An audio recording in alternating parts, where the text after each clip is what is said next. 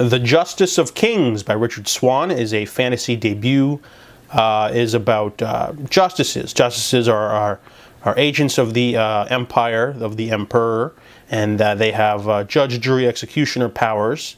Kind of like Judge Dredd, but it's a fantasy world, and they have powers. So our main character is Helena. She is a clerk to the Justice Sir Konrad Vonvalt. He's like in his 40s.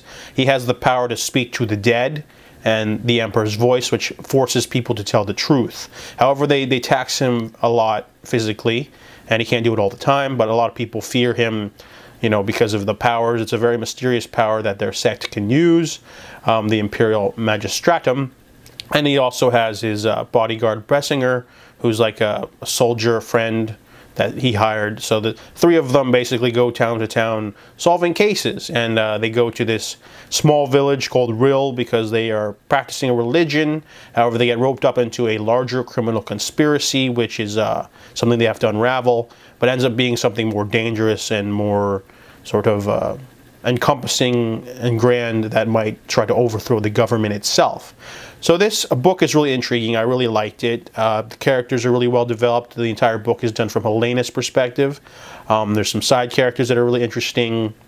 The world building is interesting because they base it mostly off like religion and the law.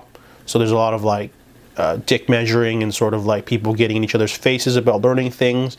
The magic system is really subtle too. It's a low magic system. Basically, justices can have powers. Some other justices can have other powers, but they don't explore too much. There's other justices who can speak to animals, and but mainly we're focusing on Konrad and his ability to speak to the dead and force people to tell the truth. The mystery is pretty interesting. I didn't quite like the finale. The finale is a big battle scene, but it's not written that well. Debut author, you know, it's really hard to write battle scenes. Sometimes they're just tough, you know, if you don't do it right. But, you know, I kind of felt myself kind of losing interest in the big battle at the end. But overall, it's a really interesting fantasy story. It's a planned trilogy of the Empire of the Wolf, so this is the first.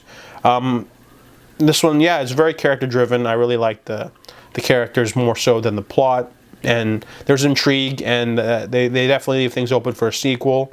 So yeah, I enjoyed the Justice of Kings. It's a enjoyable, quick read for me.